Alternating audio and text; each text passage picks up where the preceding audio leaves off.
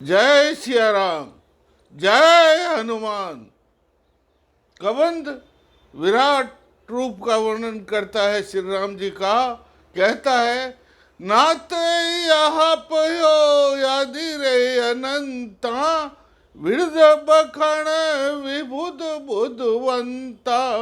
हे नाथ, आप आदि हो, अनंत हो, अविनाशी हो। आपके शरीर में सकल ब्रह्मांड स्थापित है। हे नाथ, एड़ी महतल चरण पियाला, तल तल जान टकल रस्ताना। एड़ी में महतल है, चरण में पाताल है, और सुतल जंग उतला उर सोवे। सुतल जंगों में सुतल है और वितल है। इस प्रकार आपकी स्वय जन मुख महिधर ग्रीवा, सत्यलोक सुर दीवै दिवरम।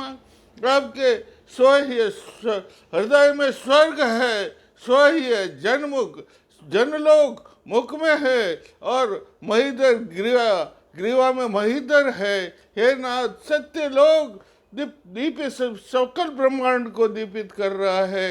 हे नाथ, आपका मैं कहाँ प्रकार विराट रूप का वर्णन किया है। हे नाथ, अब जो है मैं आपकी दया से भवसागर से पार हो गया हूँ, और अब मैं स्वर्ग लोक में जा रहा हूँ। इस प्रकार उसने बार बार चरण कमलों में गिर करके कमल ने भगवान श्री राम जी के विराट रूप का वर्णन करते हुए उनकी प्रार्थना की है। मैं संत हनुमंत किंकर हूँ, राजधानी रामायण में मैंने रचना की है, और मैं श्री राम जी के प्रचार के लिए जो है ये कथाएं कर रहा हूँ।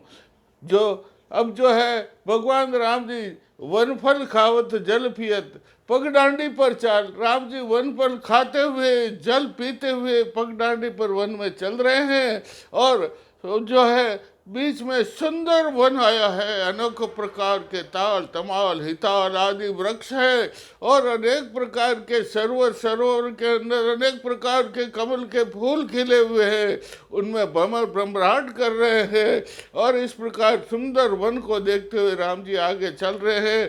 पर्वत आ रहा है, पर्वत को पार करके राम जी जो है आगे पहुँचे हैं पंपासर नाम का सुंदर सरोवर, और उसके पास में जो है मतंग ऋषि का सुंदर आश्रम है, और वहाँ पर राम जी धीरे धीरे पधारते हैं। राम जी के पदार्पण का जो है जान करके बिलनी जो है दौड़ती हुई है, और जाकर के जगतपति जगदीश और जगतपति श्री राम जी जगदीश के दर्शन करती है, उनके चरणों में गिरती है और कहती है, प्रभुवर, यहाँ पवित्र आश्रम है मतंग ऋषि का, और मतंग ऋषि ने स्वर्ग में जाते हुए मुझे कहा था कि तू जो है यहाँ घोर तपस्या कर। जब त्रेता युग में राम जी पधारेंगे इस रास्ते से, तब जो है तू दर्शन करेगी और तेरा उद्धार हो जाएगा।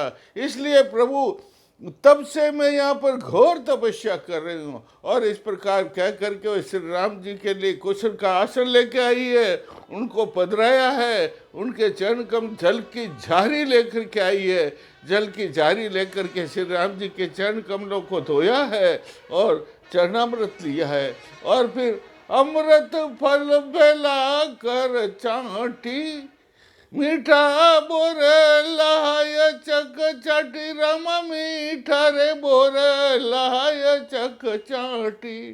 चक चक बोर राम के हाथा, बोर यारो गोरे थे रघुनाथ, राम बोर यारो गो थे रघुनाथ। दौड़ी जंगल में छावड़ी लेकर के, और दौड़ करके उसने अमृत फल को इकट्ठा किया।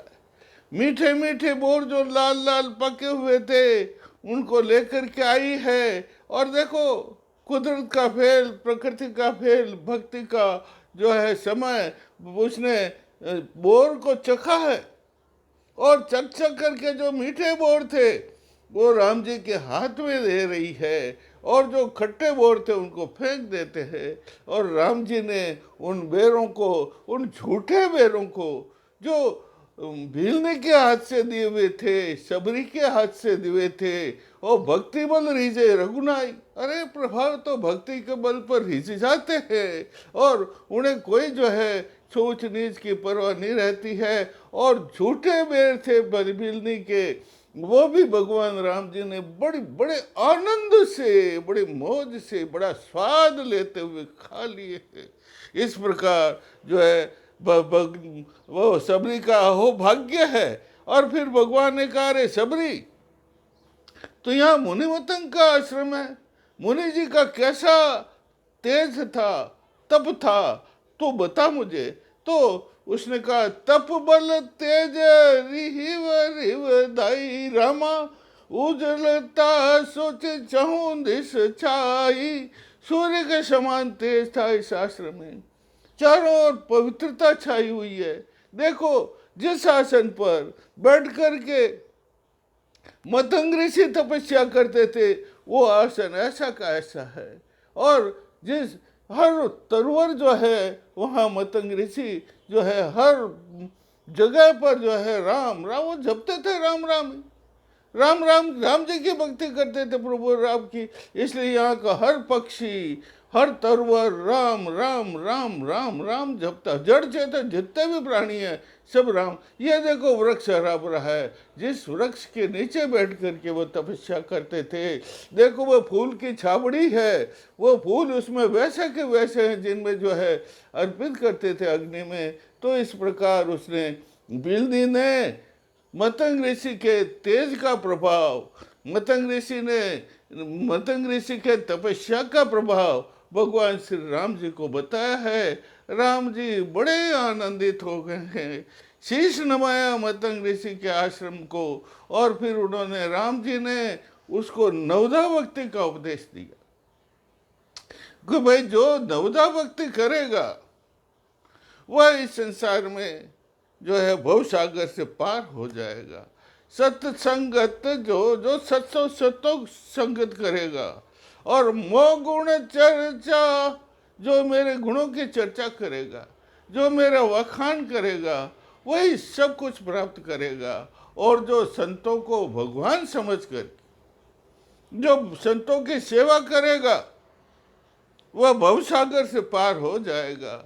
और जो राम मंत्र का जपेगा, राम राम राम राम राम मंत्र को जपेगा, तारक मंत्र को जपेगा,